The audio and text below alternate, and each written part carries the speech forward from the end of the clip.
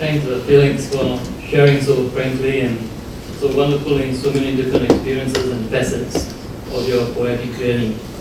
So now, Anita, it's up to you. You want to sit there and read from there? Yes, perfectly fine. Ladies and gentlemen, Anita Bennett. Yeah.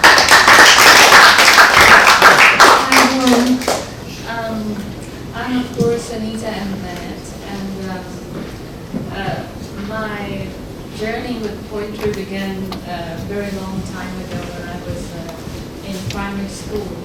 But I cannot say that I was inspired by anyone in particular, except that my mother, who was brought up by the British in a boarding kind of school, or boarding school, she taught me poetry and mainly helped me to appreciate Alfred Lord Tennyson, poems like Break, Break, Break, and helped me to appreciate Rudyard Kipling, etc., G.K. Chesterton, The Donkey, and all those kind of classical poems. So everyone's poetic journey is different, but I think that poetry is interactive. You have to study it from perhaps a professor like Kirpal Singh, or maybe a very good poet like my friend over here. And at the same time, you have to do self-study. You have to study it yourself. You have to see what it means to you would not mean the same to someone else. Because it's just like saying, I love you, in the way that perhaps Felix has said. When it's said to his son, you could have mistaken it, if you didn't know it was for his son, for a lover that he loves. Maybe a secret lover, maybe an official one, I don't know. But in what ways did my poetry become inspired has very much to do with perhaps my upbringing. Because when I grew up, I had people from all over the world come and visit my house to consult my father, who was quite well known, or actually very well known, even without advertisements. And so of course people like Ao Ching Chai, the owner of the Hapa Villa Gardens, a tourist attraction here, and people regionally, politicians, diplomats, they all came to my home. And so in that way, it didn't make my home a home, because it was like the English show, which maybe some older people are familiar with, upstairs, downstairs. We lived literally upstairs because my father's office was downstairs. So often we'd be told little children should be seen and not heard.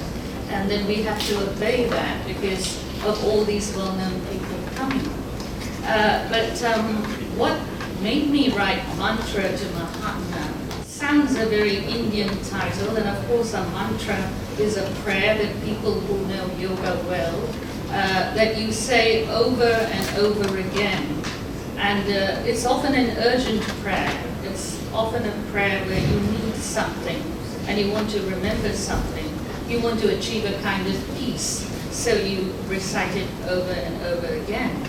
And why a mantra would appeal to me isn't because I grew up in an Indian background or with Indian culture, because quite frankly my mother and father brought us up in a more international way, which suited exactly the people from all over the world coming to my home. So of course I wrote a book which is very globalized, in spite of it being called Mantra to Mahatma. And of course Mahatma is the great Mahatma Gandhi, but and it's dedicated to the late George Harrison, because I'm a great fan of the Beatles. And am I the only one here who's a great fan of the Beatles? Oh, there are lots of you. I'm so happy. So it's like Here Comes the Sun for me. So I really like to say that George inspired me, and he really did, because one day I was just sitting down at my table, dining table, and then suddenly I was watching the sun rise, coming up from the horizon. And then I heard a voice singing to me actually, "Here comes the sun," and it was George Harrison's voice. And that was about 2 years ago. So I didn't take 2 years to write this book, more like 2 months maybe. But what happened was he inspired me because I felt that George did things spiritually, even though he himself was also leaning towards Catholicism and his upbringing was such. All these created in me this love for his work, for something in the way she moves that is so poetic. And I think everyone would agree that the Beatles are a very poetic group. I mean, when you think of all the modern day groups, I have to admit rap is something that's poetic too, but I have to admit I can hardly catch the words sometimes and people sing rap, you know, and in that way I'm a bit behind and stuck in the 70s, 80s and 90s music. But writing Mantra to Mahatma for me was more approaching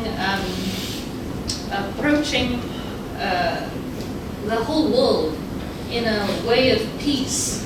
That is what I felt George Harrison stood for, and Gandhi stood for, and of course Ravi Shankar, who composed the music for the movie Gandhi that won Richard Attenborough, the late Richard Attenborough, so many awards. So without keeping you in suspense any longer, I want to say that in spite of this title, and in spite of me starting out with very lyrical kind of poetry like Felix did, it's all because we had to learn from the English canon. And poetry is like that. You have to learn it, and yet you have to learn it yourself. And so it's the same with me. I learned modern poetry, and I would describe myself as a postmodernist poet. I haven't entirely sacrificed rhymes, but I write a lot of poetry with prose in it. And so I'd like to read to you Mantra to Mahatma, and dedicated, of course, to George Harrison and everyone here who loves peace. Om Gandhi peace, come again to Maganbadi, I beg your pardon. Your simple ashram glows, not just for India, but for the international world. Come on a Monday to me with your anthem of silence. Yes, take off your suits, for I'm not ashamed to behold you in loincloths.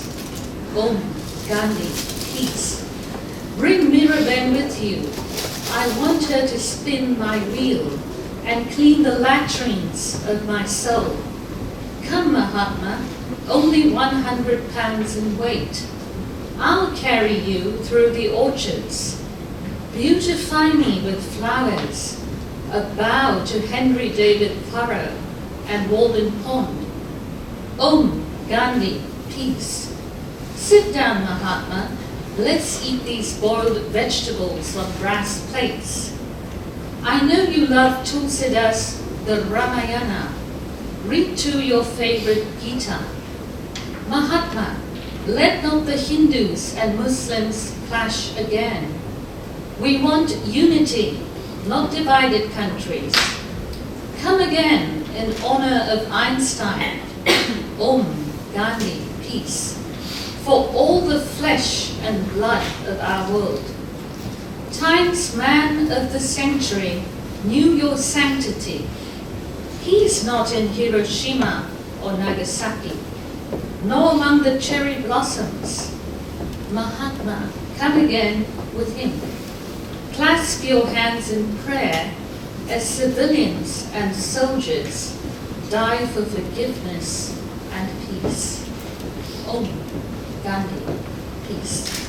You will notice that what I've done is to write it like a prayer, because a mantra is like a prayer.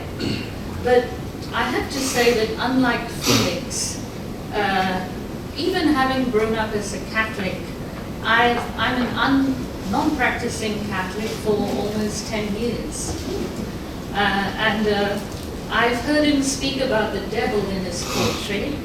I'm kind of the advocate of the devil. So I would like to read to you before the Ninth Symphony, which I was inspired to write because as a globalized Singaporean, we are also impressed with not just Europe, but America, Britain, Australia, South America. We are impressed maybe even with Africa, etc. We have a globalized outlook. And this Singapore trying to be, or already establishing itself as the art center of the world, or one of the art centers of the world, I believe so much that people, my other fellow poets in Singapore, I'm sure can write very well about Singapore, like he said about Kiasuism or anything else. But I wanted to write about the world, about certain world events, about certain events in history, certain personal events that people can identify with, regardless of whichever country they come from. So when I wrote before the Ninth Symphony, I actually thought of the anthem of the European Union, which is the Ninth Symphony by Beethoven. So I'll just read this poem to you. It's about actually the relationship between a husband and a wife. And it recalls the movie The Immortal Beloved, which was made about Beethoven. So I'll start right now. The orchestras are playing. You always liked Beethoven, but you were gone. Just walked out as if the concert were over. The carriages never arrive on time, so we never know. The Ode to Joy, the Moonlight Sonata, how often you tuned Mummy to your keys, so it would please the birds and the bees. So yes, we were born into music. Perhaps everyone is. Your clenched fists and angry words fueled your opera. Her icy remarks, the famous refrains you took up again. Adam and Eve playing like children, though the fruit was all plucked and bitten. Yet you left a letter, just like Beethoven. The carriages finally came before the Ninth Symphony. I do not know how my life was composed, but it is possible to love again. For I read the letter. She was your first and unforgiven. You saw her in us, and you put her down from her horse. She never clapped for your music and became your Mozart. You taught each other in silence. You taught each other in music, and we all sang whenever you were not around. Two great people who dominated our original score. And in your going, I read your last piece, an ode to her, the final composition, an ode to joy. And to think now, after such angry years of passion, you always loved her, an ode to joy.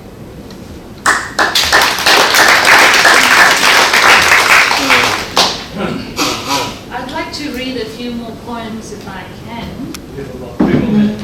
Thank you. And I'd like to read from a mistress. Does anyone here have the enviable experience of having been someone's mistress before? No one? I guess it's good to keep these things secret, isn't it? Or it will be all over town. I'll read from a mistress. Please help. Please forget my curves. The truth gets on my nerves. It's so easy for you, don't ask. You have the nicer task. But food could never taste so rotten as this feeling of being forgotten. Why joy stands stiffly in a cast, paralyzed at the thought of being last. I cannot be what I wish, kettle of fish, and your fidelity is good news to me, drunk on orange juice. I am the one to betray, whose fancies you fertile conscience ferociously fuse. I hate you, hate me, morality wins. Adultery's dropped from a list of sins, back to a life, dull as dish water. Passion is dead, holiness a lot